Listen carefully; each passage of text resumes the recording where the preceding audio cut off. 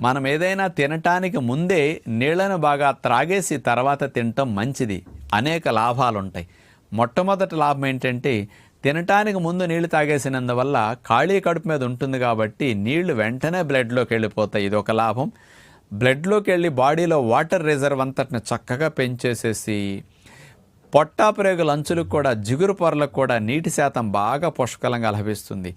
కాబట్టి పొట్టాప్రేగుల అంచుల్లో జిగురు బాగా ఊరి ఎసిడిటీ, మంటలు లాంటి అల్సర్స్ లాంటి రాకుండా రక్షణ కలిగించడానికి, ముందు తాగే నీళ్లు మన రక్తంలో బాగా కణాల్లో బాగా ఉండి బాడీకి మంచి కూలింగ్ ఇచ్చి ఎండ నుంచి వాతావరణ పరిస్థితుల నుంచి కాపాడటానికి ఇది బాగా ఉపయోగపడుతుంది.